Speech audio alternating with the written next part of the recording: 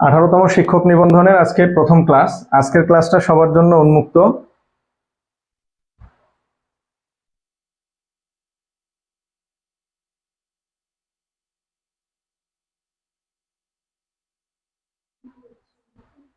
Sound কি হচ্ছে?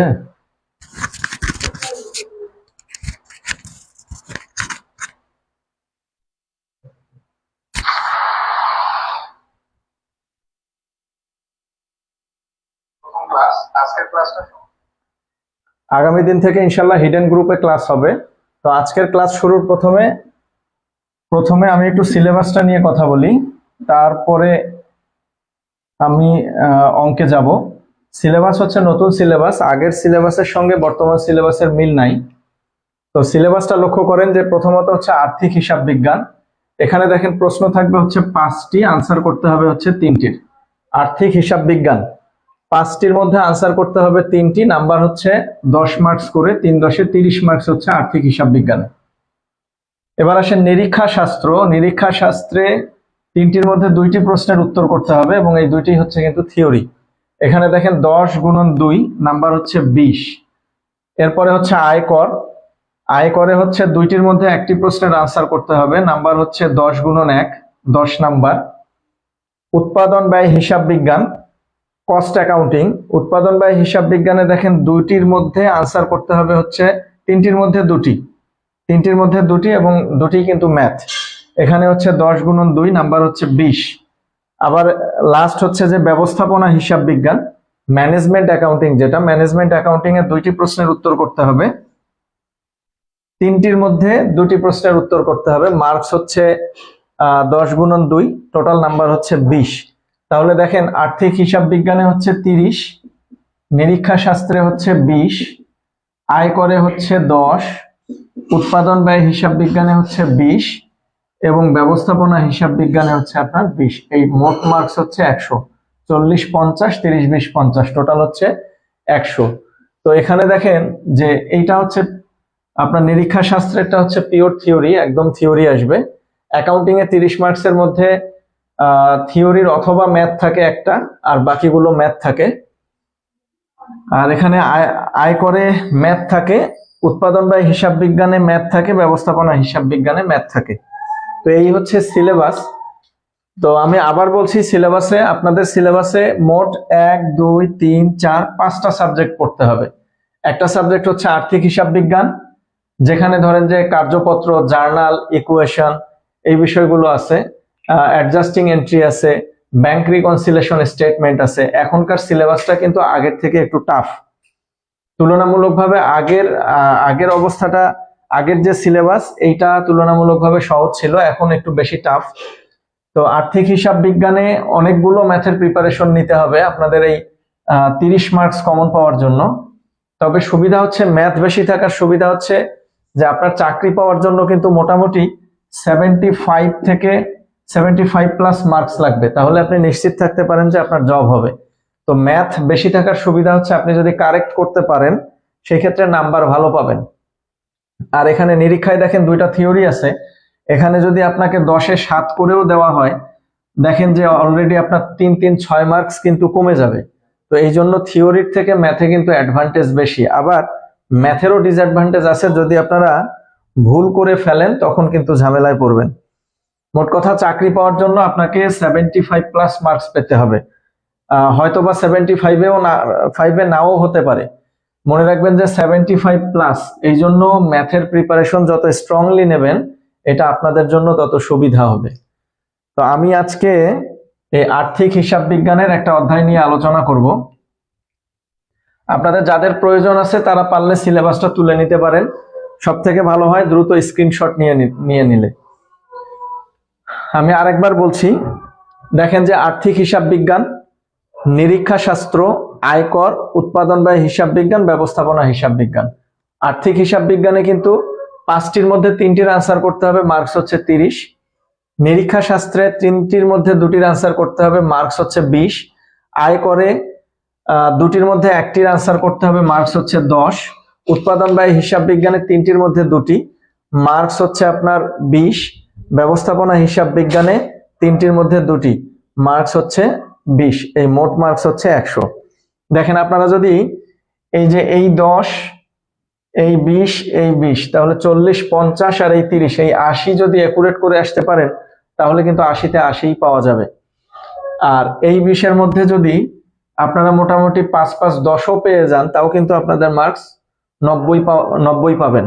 কিন্তু এই 80-তে মোটামুটি আপনাকে 75 বা 80 কনফার্ম করতে হবে। আর এগুলো যেহেতু পিওর ম্যাথ, আপনাদের জন্য ফুল মার্কস পাওয়া সুবিধাজনক, বাট প্রিপারেশনটা ভালো নিতে হবে।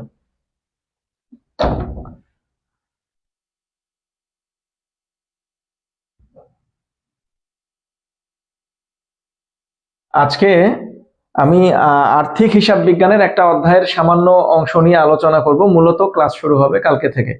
সেই অধ্যায়ের নাম হচ্ছে দৃশ্যমান ও অদৃশ্যমান সম্পত্তির হিসাব রক্ষণ। আবার এটাকে অবচয়ও বলা হয়, অবচয়, অবলোপন বা অবক্ষয়, অথবা দৃশ্যমান ও অদৃশ্যমান সম্পত্তির হিসাব রক্ষণ। আবার ইংরেজিতে বলা হয় হচ্ছে প্লান্ট অ্যাসেট। প্লান্ট অ্যাসেট আপনাদের যাদের ইন্টারমিডিয়েট অ্যাকাউন্টিং, আপনারা যারা ইন্টারমিডিয়েট অ্যাকাউন্টিং কোর্সটা করছেন, এটা হচ্ছে অনার্স সেকেন্ড ইয়ারে, সেখানে কিন্তু একটা অধ্যায় ছিল প্লান্ট অ্যাসেট। এই অধ্যায়টাই হচ্ছে আপনার দৃশ্যমান ও অদৃশ্যমান সম্পত্তির হিসাব রক্ষণ, অথবা এটাকে অবচয়ও বলা হয়। আপনাদের এই সিলেবাসে আছে এবং এটা প্রায় প্রতি বছরই আসে, 10 মার্কসের জন্য আসে। এখানে মোট 4টা নিয়ম শিখলেই আপনাদের হয়ে যাবে। একটা হচ্ছে স্থির কিস্তি পদ্ধতি, স্থির কিস্তি পদ্ধতি, এরপরে হচ্ছে ক্রমহ্রাসমান জের পদ্ধতি, ক্রমহ্রাসমান জের পদ্ধতি, এরপরে হচ্ছে বর্ষ সংখ্যার সমষ্টি পদ্ধতি, বর্ষ সংখ্যার সমষ্টি পদ্ধতি, লাস্ট ওয়ান হচ্ছে উৎপাদন একক পদ্ধতি, উৎপাদন একক পদ্ধতি। এছাড়াও দ্বৈত ক্রমহ্রাসমান জের পদ্ধতি আছে। আবার হচ্ছে যে আপনার উৎপাদন একক পদ্ধতির মতো আরেকটা পদ্ধতি আছে, সেটা হচ্ছে যান্ত্রিক ঘণ্টাহার পদ্ধতি। তো দুটো আমরা একসঙ্গে শিখবো। তো আপাতত ধরে নেন যে এই 4টা, স্থির কিস্তি পদ্ধতি, ক্রমহ্রাসমান জের পদ্ধতি, বর্ষ সংখ্যা সমষ্টি পদ্ধতি এবং উৎপাদন একক পদ্ধতি। এই পদ্ধতিগুলো থেকে আসলে কি আসে আপনার পরীক্ষায়? পরীক্ষায় আপনাকে অবচয় ক্যালকুলেশন করতে বলবে, জাবেদা দিতে বলবে এবং খতিয়ান প্রস্তুত করতে বলবে। তো যেহেতু আপনারা অ্যাকাউন্টিং এ অনার্স মাস্টার্স করে আসছেন বা অনার্স করে আসছেন, জাবেদা খতিয়ান আপনাদের জন্য খুব বেশি টাফ হবে না। আপনাদের জন্য আপনারা যদি অবচয়টা নির্ণয় করতে পারেন, সেই ক্ষেত্রে আপনারা বাকি অংশটা পারবেন। তো আজকে আমি এই 4টা পদ্ধতির অবচয় নির্ণয় করার ওয়ে সম্পর্কে আলোচনা করব। দেখেন 4টা পদ্ধতি, এর বাইরেও কিন্তু আরেকটা আছে হচ্ছে যান্ত্রিক ঘণ্টাহার পদ্ধতি। তো আমি যখন এইটা আলোচনা করব পাশাপাশি ওইটা আলোচনা করে দেব। তাহলে একটা হচ্ছে স্থির কিস্তি পদ্ধতি, এটার আরেকটা নাম হচ্ছে সরলরৈখিক জের পদ্ধতি, স্থির কিস্তি পদ্ধতি অথবা সরলরৈখিক জের পদ্ধতি। এরপরে হচ্ছে ক্রমহ্রাসমান জের পদ্ধতি, বর্ষ সংখ্যার সমষ্টি পদ্ধতি এবং উৎপাদন একক পদ্ধতি। আপনাদেরকে 3টা কাজ করতে হবে অঙ্ক করার সময়। প্রথম কাজ হচ্ছে অবচয় নির্ণয় করতে হবে, দ্বিতীয় কাজ হচ্ছে জাবেদা নির্ণয় করতে হবে এবং তৃতীয় কাজ হচ্ছে জাবেদা থেকে খতিয়ান নির্ণয় করতে হবে। যেটা যেটা প্রশ্নে বলা থাকবে সেই অনুযায়ী কাজ করতে হবে। তো আমরা এখন অবচয় ক্যালকুলেশনটা শিখবো। সেটা হচ্ছে স্থির কিস্তি বা সরলরৈখিক জের পদ্ধতির অবচয় নির্ণয় করা শিখবো। স্থির কিস্তি বা সরলরৈখিক জের পদ্ধতি। দেখেন স্থির কিস্তি বা সরলরৈখিক জের পদ্ধতিতে অবচয় নির্ণয় করার সূত্র হলো সম্পত্তির মোট মূল্য মাইনাস হচ্ছে ভগ্নাবশেষ মূল্য ভাগ হবে আয়ুষ্কাল। এখন আপনারা অনার্সে করে আসছেন হচ্ছে ইংলিশ মিডিয়াম, বাট এখন আপনাকে শিখতে হবে হচ্ছে কিন্তু বাংলায়। আপনারা যেটাকে বলতেন স্যালভেজ ভ্যালু বা রেসিডুয়াল ভ্যালু, সেটা হচ্ছে আপনার ভগ্নাবশেষ মূল্য। আর কস্ট প্রাইস বা total purchase price of asset, সেটাকে আমরা বলবো সম্পত্তির মোট মূল্য। এটা হচ্ছে সম্পত্তির মোট মূল্য, সম্পত্তির মোট মূল্য ভাগ হচ্ছে আয়ুষ্কাল। অবচয় নির্ণয় করার আরেকটা পদ্ধতি হচ্ছে, আরেকটা সূত্র হচ্ছে সম্পত্তির মোট মূল্য মাইনাস ভগ্নাবশেষ মূল্য গুণন হবে অবচয়ের হার। তাহলে দেখেন আপনারা সূত্র দুইটা তুলে নেন। একটা হচ্ছে এটা কিন্তু সরলরৈখিক জের পদ্ধতি অথবা সরলরৈখিক জের পদ্ধতি অথবা স্থির কিস্তি পদ্ধতি। স্থির কিস্তি পদ্ধতি। তো এখানে অবচয় বের করা হয় দুই ভাবে, দুইটা সূত্র দিয়ে। একটা হচ্ছে অবচয় সমান সম্পত্তির মোট মূল্য মাইনাস ভগ্নাবশেষ মূল্য ভাগ আয়ুষ্কাল, অথবা অবচয় সমান সম্পত্তির মোট মূল্য মাইনাস ভগ্নাবশেষ মূল্য গুণন অবচয়ের হার। প্রশ্ন হচ্ছে আপনারা কোন সূত্রটা অ্যাপ্লাই করবেন। কোশ্চিনটা পড়ে দেখবেন, কোশ্চিনে যদি আয়ুষ্কাল দেয়া থাকে তখন এই ফর্মুলায় আসতে হবে, আর যদি কোশ্চিনে অবচয়ের হার দেওয়া থাকে তখন আপনারা এই ফর্মুলা প্রয়োগ করবেন। তাহলে আপনাদের ফার্স্ট ডিউটি হচ্ছে কোশ্চিনটা পড়ে নেওয়া এবং কোশ্চিন পড়ে ডিসিশন নেওয়া যে কোশ্চিনে আয়ুষ্কাল দেয়া আছে নাকি অবচয়ের হার দেয়া আছে। যদি আয়ুষ্কাল দেয়া থাকে তাহলে এই ফর্মুলা প্রয়োগ করবেন, আর যদি অবচয়ের হার দেয়া থাকে তখন এই ফর্মুলা প্রয়োগ করবেন। এই জন্য বলা হয় যে স্থির কিস্তি বা সরলরৈখিক জের পদ্ধতিতে অবচয়ের হার বাধ্যতামূলক না। স্থির কিস্তি বা সরলরৈখিক জের পদ্ধতিতে অবচয়ের হার বাধ্যতামূলক না। কারণ কি, যে দেখেন যে অবচয়ের হার ছাড়াও কিন্তু এই পদ্ধতিতে অবচয় নির্ণয় করা যায়। আপনারা যত দ্রুত সম্ভব এই সূত্র দুটার স্ক্রিনশট নিয়ে নেন অথবা খাতায় লিখে ফেলেন যে অবচয় নির্ণয় করার সূত্র হচ্ছে সম্পত্তির মোট মূল্য মাইনাস ভগ্নাবশেষ মূল্য ভাগ আয়ুষ্কাল, অথবা সম্পত্তির মোট মূল্য বিয়োগ ভগ্নাবশেষ মূল্য গুণন হচ্ছে অবচয়ের হার। তাহলে এই দুইটা সূত্র আপনারা লিখে নেন অথবা দ্রুত স্ক্রিনশটটা নিয়ে নেন।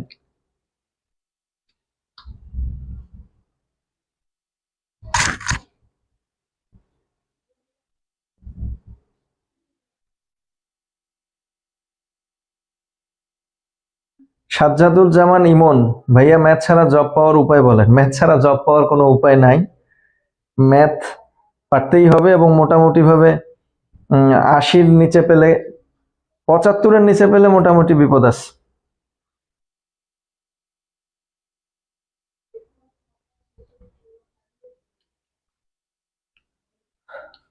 তাহলে যদি সূত্র আপনাদের তোলা হয়ে থাকে তাহলে অঙ্ক শুরু করি আমরা। দেখেন আপনাদের নিবন্ধন, প্রভাষক নিবন্ধন, এটা 2013 সালের একটা কোশ্চিন আসছে। সেটা হচ্ছে সম্পত্তির মোট মূল্য দেয়া আছে 4 লাখ। আপনারা ম্যাটেরিয়ালস আগামী ক্লাসেই পেয়ে যাবেন। যারা যারা গ্রুপে থাকবেন তারা ম্যাটেরিয়ালস পেয়ে যাবেন, পিডিএফ দেয়া হবে। আপনাদের কাজ হচ্ছে পিডিএফটাকে সামনে রেখে ক্লাস করবেন, অথবা সব থেকে ভালো হয় যে পিডিএফটা যদি আপনারা প্রিন্ট দিয়ে নেন। আগামী কালকেই আপনারা পিডিএফ পেয়ে যাবেন। এটা হচ্ছে 2013 সালে আসছে প্রভাষক নিবন্ধনে। 2013 দেখেন মেশিনের মূল্য বলা আছে, মেশিনের মূল্য বলা আছে হচ্ছে 4 লক্ষ টাকা। এরপরে বলা আছে আয়ুষ্কাল 5 বছর, আয়ুষ্কাল বলা আছে 5 বছর। ভগ্নাবশেষ মূল্য, ভগ্নাবশেষ মূল্য দেওয়া আছে 40,000। এটা দেওয়া আছে, বলছে সরলরৈখিক পদ্ধতি। আরো কিছু দেয়া আছে, আমরা সেই জায়গায় পরে আসতেছি, কারণ অন্যান্য পদ্ধতিতে বাকি মানগুলো লাগবে। তো এইখানে যেটা বলছে যে সরলরৈখিক পদ্ধতিতে অবচয়ের পরিমাণ নির্ণয় করো। তো দেখেন মেশিনের মোট মূল্য কত দেওয়া আছে, 4 লক্ষ টাকা। আয়ুষ্কাল দেওয়া আছে কত বছর, 5 বছর। ভগ্নাবশেষ মূল্য 40,000। একটু চিন্তা করেন, একটু আগে আমরা দুইটা সূত্র শিখে আসছি, একটা হচ্ছে অবচয়ের হার দেয়া থাকলে আর একটা হচ্ছে আয়ুষ্কাল দেয়া থাকলে। তো দেখেন এখানে কিন্তু একদম স্পষ্ট ভাবে কি দেওয়া আছে, আয়ুষ্কাল দেয়া আছে। তার মানে আমরা কোন সূত্রটা অ্যাপ্লাই করব, প্রথম সূত্রটা অ্যাপ্লাই করব। আমাদেরকে অঙ্কে যেটা করতে বলছে 2 বছরের অবচয় নির্ণয় করতে বলছে। 2011 সাল এবং 2012 সাল 2 বছরের অবচয় নির্ণয় করতে বলছে। আপনারা বা শুধু বলছে যে দ্বিতীয় বছরের অবচয় নির্ণয় করো। আচ্ছা ধরেন আমরা একটু পরের অংশটাও শিখবো। বললো প্রথম বছরের অবচয় কত, দ্বিতীয় বছরের অবচয় কত এবং তৃতীয় বছরের অবচয় কত। তো আমরা এটা যদি সরলরৈখিক পদ্ধতি হয় তাহলে আমরা অবচয়ের সূত্রটা লিখব। তাহলে অবচয় সমান কি, সম্পত্তির মোট মূল্য মাইনাস হচ্ছে ভগ্নাবশেষ মূল্য ভাগ হবে আপনার আয়ুষ্কাল।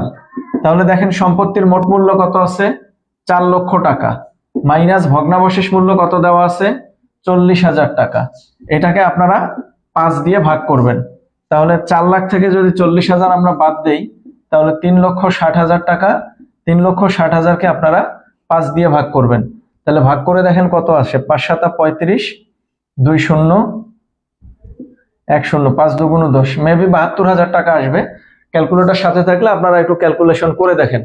আবার বলছি, প্রশ্নটা হচ্ছে যে একটি সম্পত্তির ক্রয় মূল্য হচ্ছে 4 লক্ষ টাকা, আয়ুষ্কাল দেয়া আছে হচ্ছে 5 বছর, ভগ্নাবশেষ মূল্য বলা আছে হচ্ছে 40,000, বলছে প্রথম বছরের অবচয় কত, দ্বিতীয় বছরের অবচয় কত এবং তৃতীয় বছরের অবচয় কত। তো স্থির কিস্তি বা সরলরৈখিক যে পদ্ধতিতে মনে রাখবেন, এই কিস্তির নামই হচ্ছে স্থির। তার মানে আপনারা যদি নতুন কোনো সম্পত্তি ক্রয় না করেন অথবা পুরাতন সম্পত্তি বিক্রয় না করেন, তাহলে প্রতি বছরের অবচয়ের পরিমাণ হবে সমান। শর্ত কিন্তু দুইটা, এটার নামই কিন্তু স্থির কিস্তি। স্থির কিস্তি অথবা সরলরৈখিক যে পদ্ধতি, এর অর্থ হচ্ছে যে কিস্তির পরিমাণ বা অবচয়ের পরিমাণ প্রতি বছর ইকুয়াল হবে যদি দুইটা শর্ত পালিত হয়। 1 নাম্বার, নতুন কোনো সম্পত্তি ক্রয় করা না হয় অথবা পুরাতন কোনো সম্পত্তি বিক্রয় করা না হয়। এখানে লক্ষ্য করেন সম্পত্তি কিন্তু একটাই, 4 লক্ষ টাকা, এবং আয়ুষ্কাল 5 বছর, ভগ্নাবশেষ মূল্য হচ্ছে 40,000। যদি কোনো একটা বছরে গিয়ে নতুন কোনো সম্পদ ক্রয় করা হতো, তাহলে ওই বছরে আরো অবচয়ের পরিমাণ বৃদ্ধি পেত যদি নতুন সম্পদ কেনা হয়। আর কোনো বছরে যদি সম্পত্তি বিক্রি করা হয়, সেই ক্ষেত্রে কিন্তু অবচয়ের পরিমাণ কমে যাবে। তো এখানে দেখেন ক্রয় করাও হয় নাই এবং পুরাতন সম্পদ বিক্রয় করাও হয় নাই। দ্যাট মিনস প্রতি বছর কি হবে, অবচয়ের পরিমাণ ইকুয়াল হবে। তো এখানে দেখেন আয়ুষ্কাল দেয়া থাকার কারণে আমাদের ফর্মুলা হবে মোট মূল্য মাইনাস ভগ্নাবশেষ মূল্য ভাগ আয়ুষ্কাল। সম্পত্তির মোট মূল্য মাইনাস ভগ্নাবশেষ মূল্য ভাগ হবে আয়ুষ্কাল। মোট মূল্য আছে 4 লাখ, ভগ্নাবশেষ মূল্য 40,000, আয়ুষ্কাল আছে হচ্ছে 5 বছর। তার মানে টাকা কত হবে, 72,000 টাকা। তাহলে প্রথম বছরের অবচয়ের পরিমাণ কত হবে, 72,000 টাকা। দ্বিতীয় বছর অবচয়ের পরিমাণ হবে 72,000, তৃতীয় বছর অবচয়ের পরিমাণ হবে 72,000। এই অঙ্কটাতে কিন্তু জাবেদা খতিয়ান কিছুই করতে বলে নাই, শুধু এই অঙ্কটাতে অবচয়ের পরিমাণ নির্ণয় করতে বলছে। শুধু এই অঙ্কটাতে কি নির্ণয় করতে বলছে, অবচয়ের পরিমাণ নির্ণয় করতে বলছে। তাহলে আমরা আনসার লিখবো, প্রথম বছরে অবচয়ের পরিমাণ 72,000, দ্বিতীয় বছরে অবচয়ের পরিমাণ 72,000 এবং তৃতীয় বছরেও অবচয়ের পরিমাণ হবে 72,000। যেহেতু প্রতি বছর কিস্তির পরিমাণ বা অবচয়ের পরিমাণ সমান, এই জন্য এটাকে বলা হয় স্থির কিস্তি বা হচ্ছে সরলরৈখিক জের পদ্ধতি। তাহলে এই পদ্ধতি আসলে আপনারা তখনই পারবেন যখন আপনারা সূত্র দুইটা মনে রাখবেন। একটা হচ্ছে সম্পত্তির মোট মূল্য মাইনাস ভগ্নাবশেষ মূল্য ভাগ আয়ুষ্কাল, আরেকটা হচ্ছে সম্পত্তির মোট মূল্য মাইনাস ভগ্নাবশেষ মূল্য, এখানে ব্র্যাকেট দিয়ে গুণন হবে অবচয়ের হার। তাহলে আবার একটু রিপিট করছি যে কখন আপনি কোন সূত্র প্রয়োগ করবেন। যদি প্রশ্নে অবচয়ের হার দেয়া থাকে তাহলে হারের ফর্মুলায় যাবেন, আর যদি আয়ুষ্কাল দেয়া থাকে তখন আয়ুষ্কালের ফর্মুলায় যাবেন। আশা করি ক্লিয়ার। কোনো কোশ্চেন থাকলে আপনারা কমেন্ট করে জানাতে পারেন।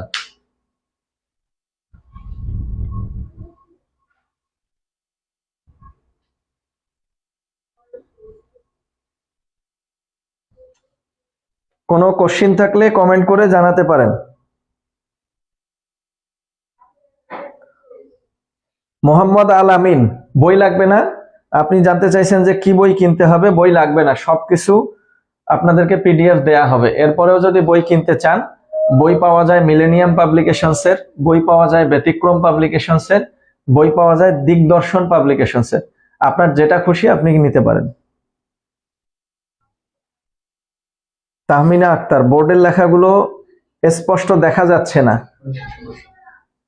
তাহমিনা আক্তার, মাঝে মাঝে নেট সমস্যা হয়, যার কারণেই আপনি স্পষ্ট দেখতে পারতেছেন না। এখন আমার হ্যান্ডরাইটিং একটু খারাপ, আপনার বুঝতে সমস্যা হবে জন্যই কিন্তু আমি বারবার কথাগুলো রিপিট করি।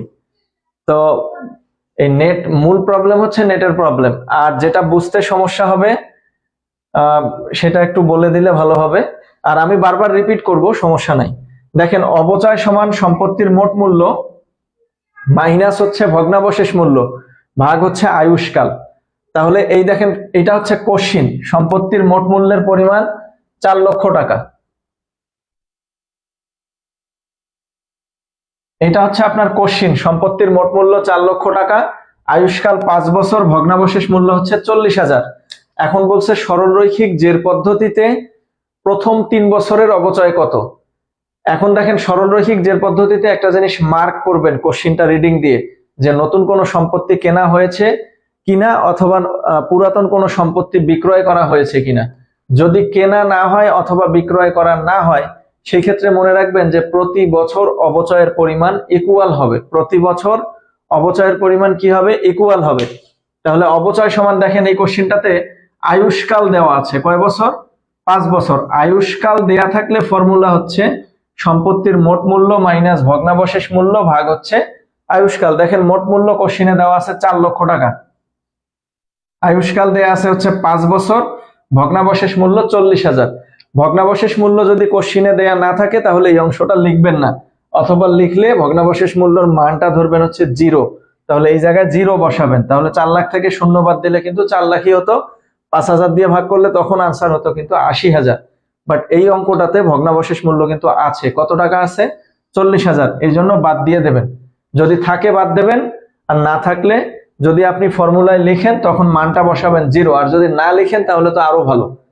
তাহলে এটাতে লক্ষণীয় বিষয় হচ্ছে আপনি প্রথমে দেখে নেবেন আয়ুষ্কাল দেয়া আছে নাকি হার দেয়া আছে। আয়ুষ্কাল থাকলে আয়ুষ্কালের ফর্মুলা, হার দেয়া থাকলে হারের ফর্মুলা।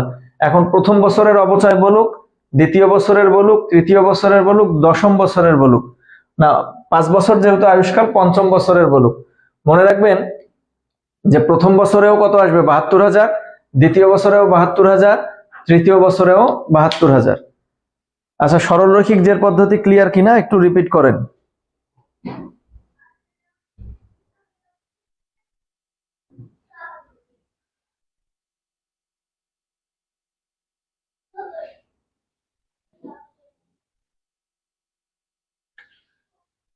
নাহিদ হাসান, কোন কোন ম্যাথ চ্যাপ্টার করতে হবে, কোন কোন ম্যাথ চ্যাপ্টার করতে হবে এটা আগামী দিনের ক্লাসে ইনশাল্লাহ আমি সব বলে দেব, একদম ফাইনাল একটা সাজেশন দিয়ে দেব।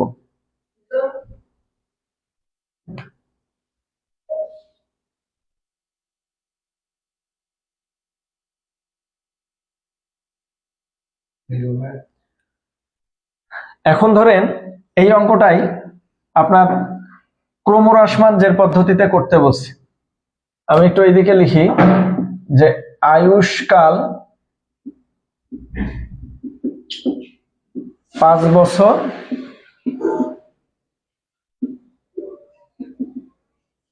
আর ভগ্নাবশেষ মূল্য 40,000। এইটাতে ধরেন 2 বছরের অবচয় নির্ণয় করতে বলছে, 2 বছরের অবচয় নির্ণয় করতে বলছে। এটা হচ্ছে ক্রমহ্রাসমান জের পদ্ধতিতে। ক্রমহ্রাসমান জের পদ্ধতিতে প্রথম ও প্রধান যেটা শর্ত, সেটা হচ্ছে ক্রমহ্রাসমান জের পদ্ধতিতে প্রথম ও প্রধান শর্ত হচ্ছে অবচয়ের হার বাধ্যতামূলক, অবচয়ের হার লাগবেই। অবচয়ের হার দেয়া না থাকলে আপনি যদি নির্ণয় করতে না পারেন তাহলে এই অঙ্ক আপনি করতে পারবেন না। তাহলে অবচয়ের হার অবশ্যই আপনাকে নির্ণয় করতে হবে। এই পদ্ধতিতে অবচয়ের হার জানা বাধ্যতামূলক। দ্যাট মিনস যদি অবচয়ের হার দেয়া না থাকে তখন আমরা কি করব, এখানে আপনারা অবচয়ের হারের সূত্রটা খাতায় লিখে নেন। অবচয়ের হার সমান 100% ভাগ আয়ুষ্কাল গুণন হচ্ছে 2, এটা হচ্ছে অবচয়ের হার। এখানে যতগুলো পদ্ধতি আছে একটা পদ্ধতিতেও কিন্তু অবচয়ের হার বাধ্যতামূলক না, এক্সেপ্ট ক্রমহ্রাসমান জের পদ্ধতি। মানে একটাই পদ্ধতি যেটাতে অবচয়ের হার বাধ্যতামূলক, যদি দেয়া থাকে তাহলে ভালো, আর যদি দেয়া না থাকে আপনাদেরকে নির্ণয় করে নিতে হবে। তাহলে অবচয়ের হার সমান 100% ভাগ আয়ুষ্কাল গুণন হচ্ছে 2। তাহলে দেখেন এটা কিন্তু ফর্মুলা, এটা আপনারা লিখে নেবেন খাতায় অথবা স্ক্রিনশট নিয়ে নেবেন। তাহলে অবচয়ের হার সমান 100% ভাগ আয়ুষ্কাল গুণন কত, 2। তাহলে আমরা মান বসাই, 100% আয়ুষ্কাল কত বছর, 5 গুণন 2, তার মানে অবচয়ের হার হচ্ছে 40%। এটা নির্ণয় করতে না পারলে অঙ্কটা করতে পারবেন না। এটা আগে আপনাকে নির্ণয় করে নিতে হবে কোন পদ্ধতি, ক্রমহ্রাসমান জের পদ্ধতি। স্থির কিস্তি বা সরলরৈখিক জের পদ্ধতিতে কিন্তু অবচয়ের হার বাধ্যতামূলক না, অর্থাৎ অবচয়ের হার যদি দেয়া নাও থাকে কোনো সমস্যা নাই। বাট ক্রমহ্রাসমান জের পদ্ধতিতে অঙ্ক করার সময় যদি অবচয়ের হার দেয়া না থাকে তখন কিন্তু প্রথমে আমাদেরকে কি করতে হবে, অবচয়ের হার নির্ণয় করে নিতে হবে। আর অবচয়ের হার কিভাবে বের করবেন, অবচয়ের হার বের করার ফর্মুলা হচ্ছে 100% ভাগ হচ্ছে আয়ুষ্কাল গুণন কত, 2। তাহলে 100% ভাগ আয়ুষ্কাল কত আছে, 5 গুণন দেবেন 2, তার মানে কত পার্সেন্ট হচ্ছে, 40%। এরপরে অবচয় নির্ণয় করার জন্য একটা অবচয় সারণী তৈরি করতে হবে। ক্রমহ্রাসমান জের পদ্ধতিতে অবচয় নির্ণয় করার জন্য একটা অবচয় সারণী তৈরি করতে হবে। সেটা কি রকম হবে? এটা হচ্ছে প্রথম বছর আর এটা হচ্ছে আপনার দ্বিতীয় বছর। তো প্রথম বছর এটা হচ্ছে প্রারম্ভিক মূল্য। প্রারম্ভিক মূল্য প্রারম্ভিক মূল্য কিন্তু ছিল 4 লক্ষ টাকা। এরপরে লিখবেন অবচয়। অবচয় কত পার্সেন্ট আসলো জানি? অবচয়ের হার দেখেন 100% ভাগ 5 গুণন 2 সূত্র অনুযায়ী, তাহলে এটা হচ্ছে আপনার 40%। তাহলে এখানে হবে অবচয় 40%। তাহলে 4 লাখের 40% কত? 1,60,000। এরপরে হচ্ছে সমাপনী মূল্য। সমাপনী মূল্য দেখেন এই যে এই প্রারম্ভিক মূল্য থেকে অবচয়ের পরিমাণ বাদ যাবে। তাহলে 4 লাখ থেকে আপনারা 1,60,000 বাদ দেন, তাহলে এটা পাওয়া যাবে হচ্ছে 2,40,000।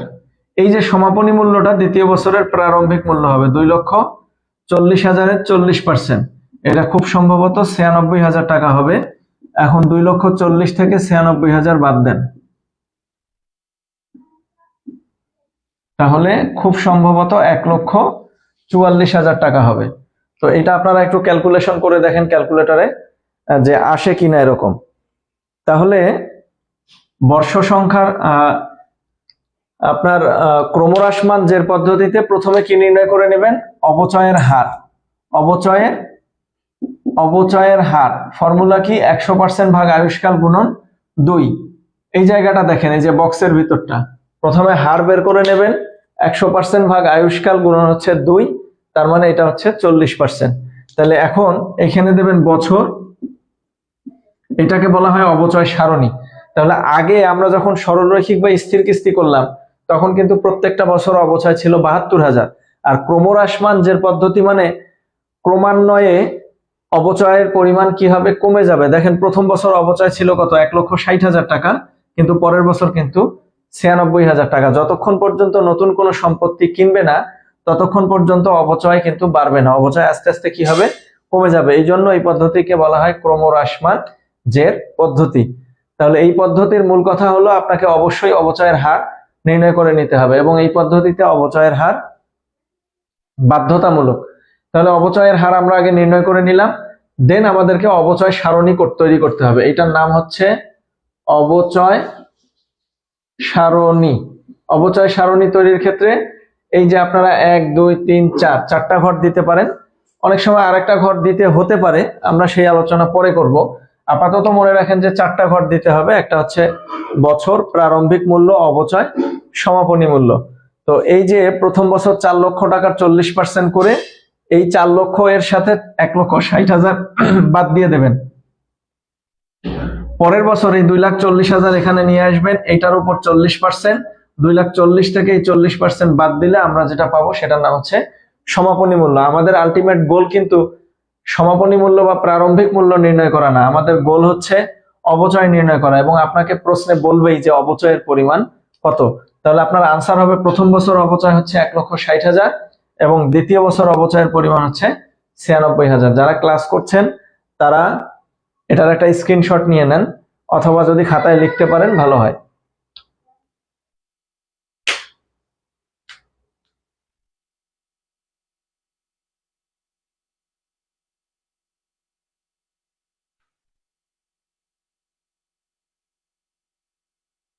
মোহাম্মদ আলামিন, পরীক্ষার আগ পর্যন্ত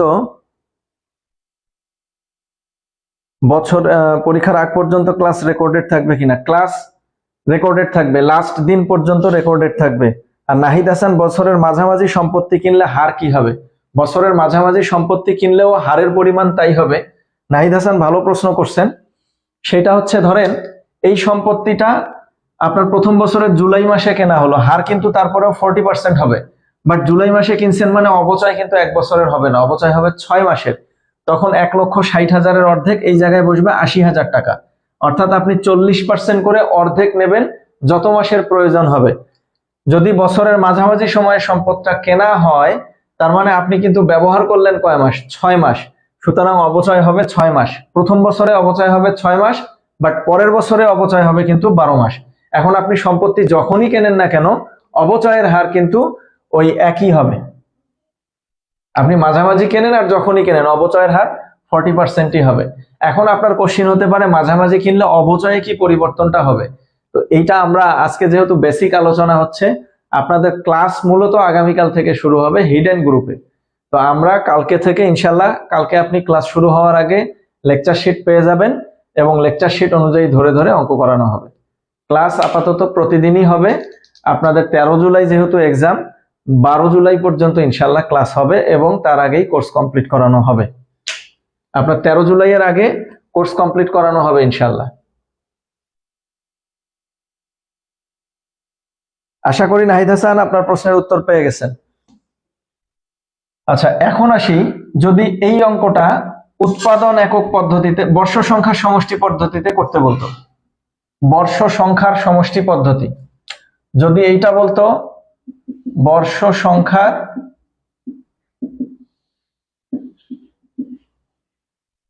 সমষ্টি পদ্ধতি, এই পদ্ধতি যদি আসতো, আপনার ফার্স্ট কাজ হচ্ছে সমষ্টি বের করে নেওয়া। সূত্রগুলো লিখে নেবেন।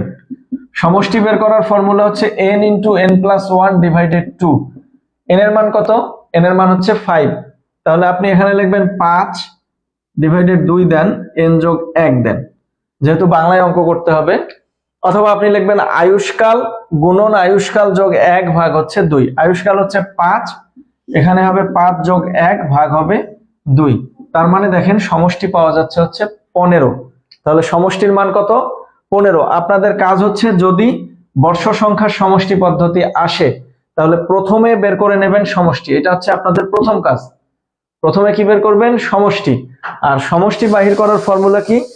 n × n+1 divided 2। দেখেন আমরা এখন পর্যন্ত 3টা পদ্ধতি আলোচনা করছি এবং প্রত্যেকটার স্বতন্ত্র বৈশিষ্ট্য আছে।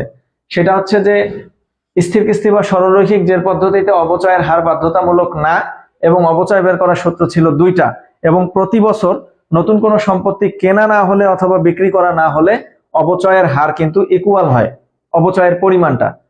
সেখানে সূত্র ছিল 2টা, মোট মূল্য মাইনাস ভগ্নাবশেষ মূল্য ভাগ আয়ুষ্কাল, অথবা মোট মূল্য মাইনাস ভগ্নাবশেষ মূল্য গুণন অবচয়ের হার। এরপরে যেটা শিখছি আমরা সেটা হচ্ছে যে ক্রমহ্রাসমান জের পদ্ধতি। সেখানে কিন্তু অবচয়ের হার বাধ্যতামূলক ছিল।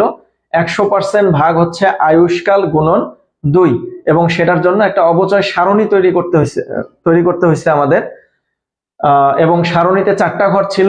নেক্সট ডেটে আমরা দেখাবো যে 5টা ঘর। আর 3 নাম্বার নিয়ম যেটা, সেটা হচ্ছে বর্ষ সংখ্যার সমষ্টি পদ্ধতি।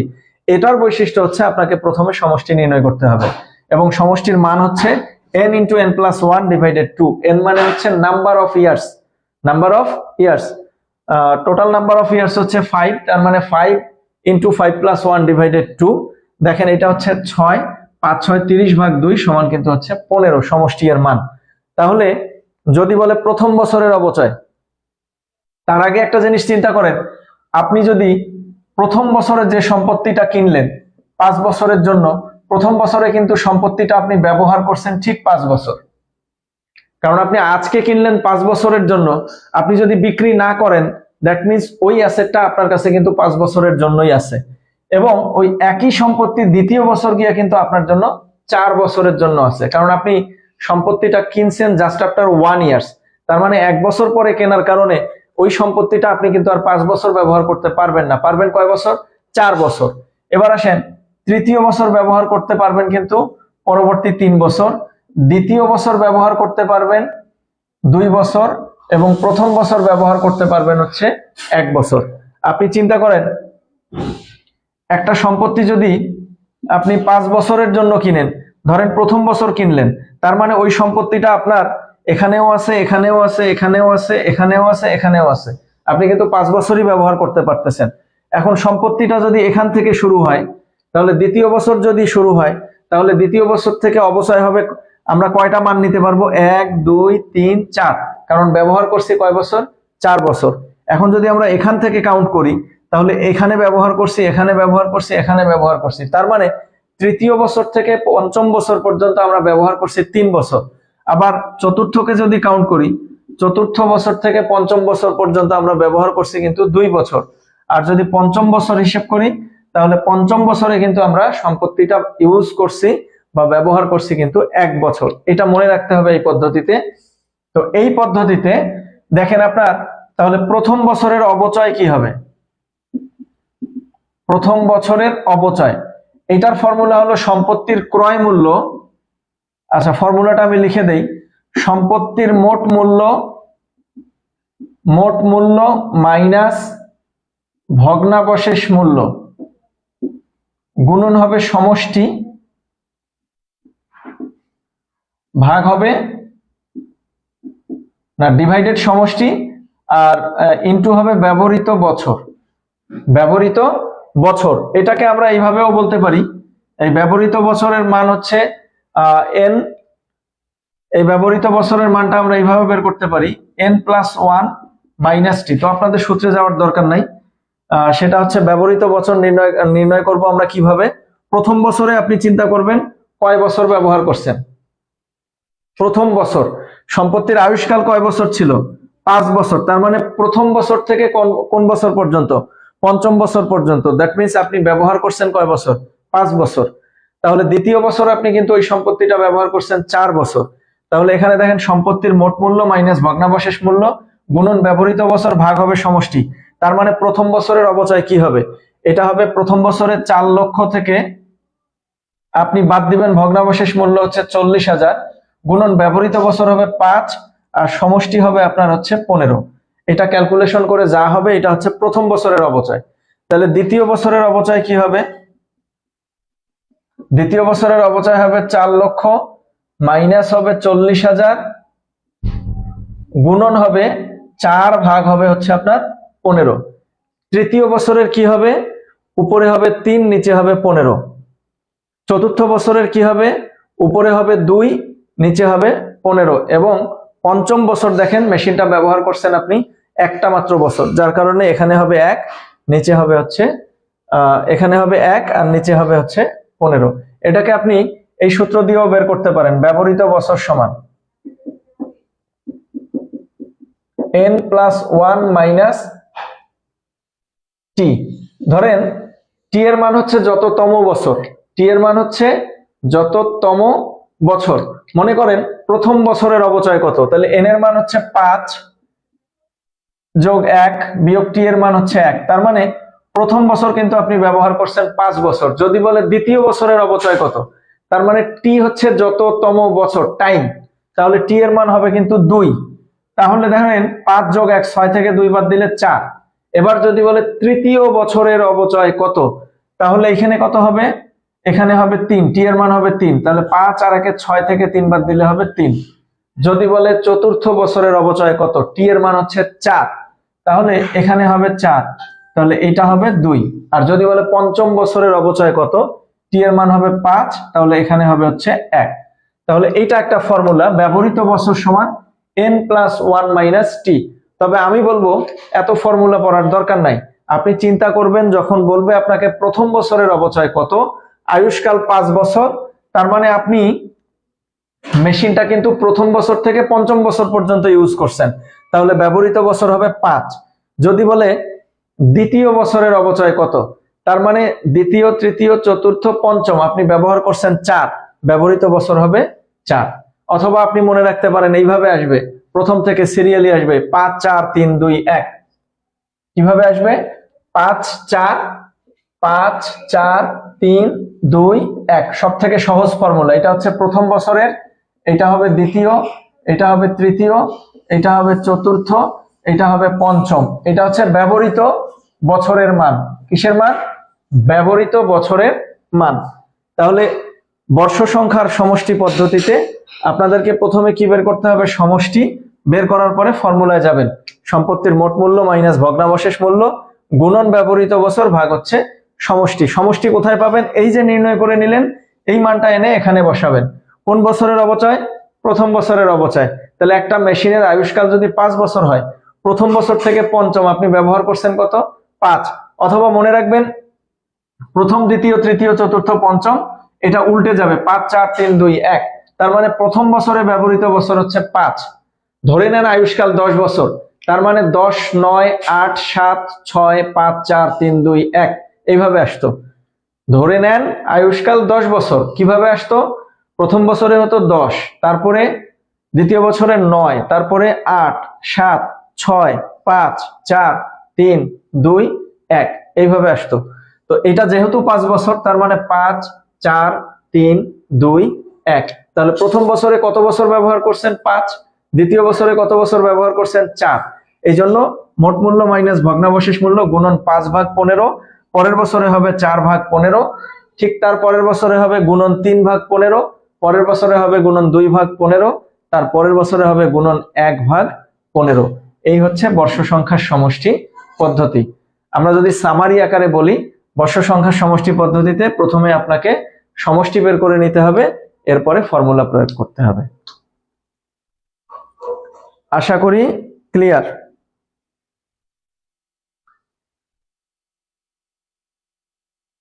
নয়ন রহমান স্যার, এটা কি ব্যবসায় শিক্ষা শাখার জন্য?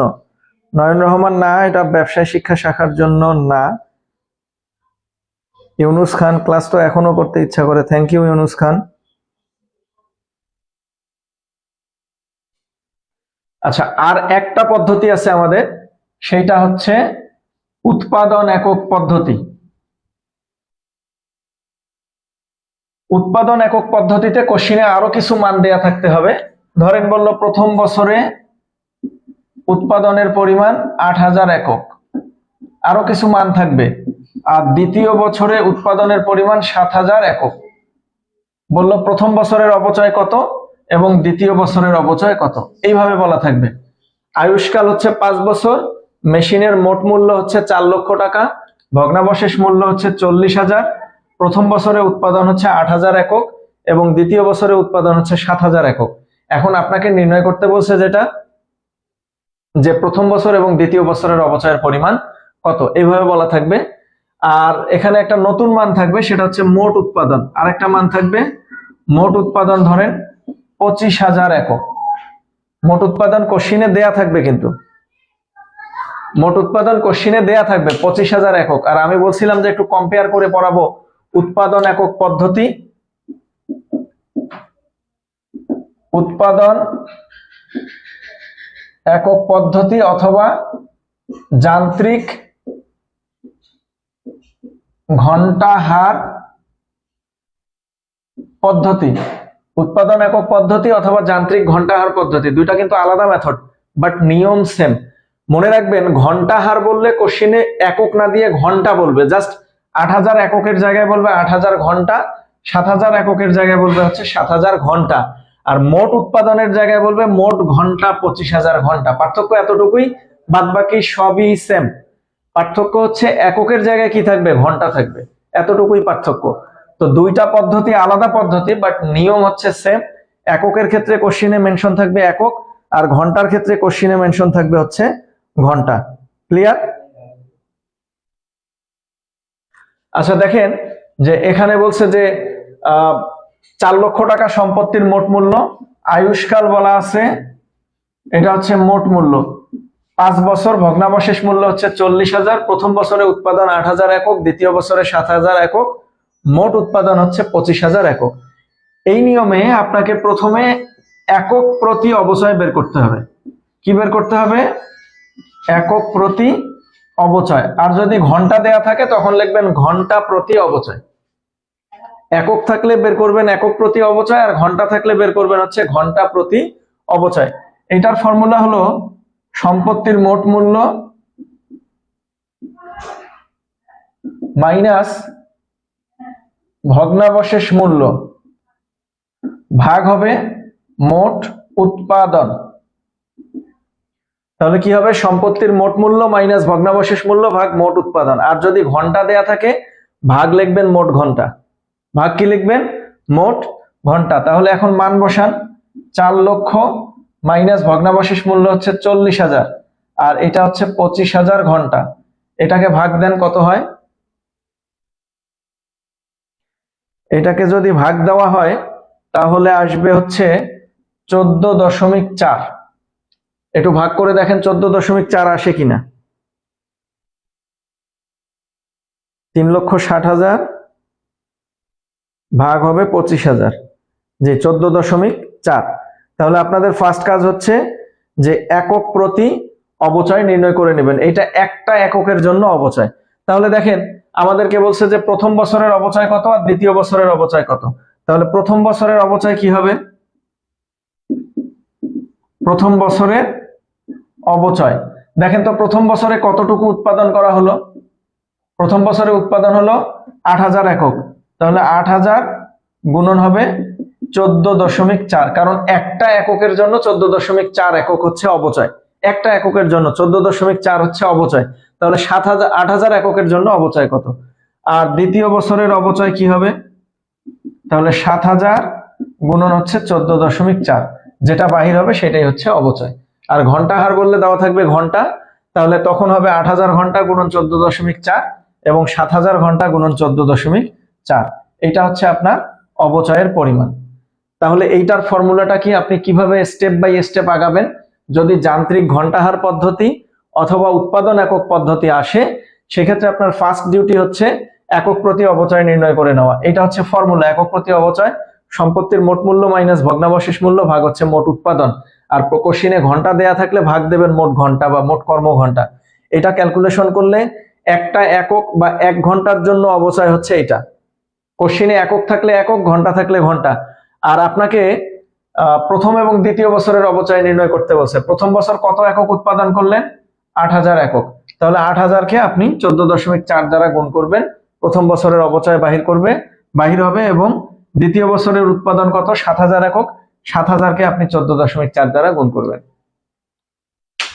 এখন যদি আপনাকে তৃতীয় বছরের অবচয় নির্ণয় করতে বলতো, তাহলে কোশ্চিনে কিন্তু তৃতীয় বছরের একটা উৎপাদনের পরিমাণ দেয়া থাকতো। তাহলে সেই উৎপাদনকে আপনি 14.4 দ্বারা গুণ করবেন। অনুরূপভাবে চতুর্থ বছর এবং পঞ্চম বছর বললে কোশ্চিনে উৎপাদনের পরিমাণ দেয়া থাকবে, আপনি সেই উৎপাদনের পরিমাণকে এই একক প্রতি অবচয়ের পরিমাণ দ্বারা কি করবেন? গুণন করবেন। তাহলে আপনারা আনসার পেয়ে যাবেন। এই অঙ্কটা খুবই গুরুত্বপূর্ণ, কারণ হচ্ছে এখানে দেখেন 4টা মেথডই টাচ করা হয়েছে। এবং আজকের ক্লাসটা আপনাদের জন্য জরুরি, কারণ হচ্ছে যে আগামী দিন আমরা যেটা শিখবো, অবচয় নির্ণয় করা আর শিখবো না, আমরা শিখবো হচ্ছে জাবেদা এবং খতিয়ান অ্যাপ্লাই করা। ক্লিয়ার? তো আপনাদের কাজ হচ্ছে ক্লাসটা বারবার দেখবেন এবং সম্ভব হলে খাতায় নোট করে নিয়ে ফর্মুলাগুলো মুখস্থ করবেন। আমি অ্যাজ এ সামারি বলছি, আমরা আজকে 4টা মেথড করছি। একটা হচ্ছে সরলরৈখিক বা স্থির কিস্তি পদ্ধতি, নাম্বার 2 ক্রমহ্রাসমান জের পদ্ধতি, নাম্বার 3 হচ্ছে বর্ষ সংখ্যার সমষ্টি পদ্ধতি, এবং 4 নাম্বার আমরা কম্বাইন্ডলি 2টা মেথড করছি। একটা হচ্ছে উৎপাদন একক পদ্ধতি আর একটা হচ্ছে যান্ত্রিক ঘন্টাহার পদ্ধতি। তো বেস্ট অফ লাক। আমরা আগামীকাল থেকে ইনশাল্লাহ রেগুলার ক্লাস করব। আপনারা পিডিএফ পেয়ে যাবেন এবং পিডিএফ ওই লেকচার শিট অনুযায়ী ক্লাস হবে। আর যারা ভর্তি হতে ইচ্ছুক তারা আমার ফোন নাম্বারে কন্টাক্ট করবেন। ঠিক আছে, বেস্ট অফ লাক। আল্লাহ হাফেজ, আসসালামু আলাইকুম।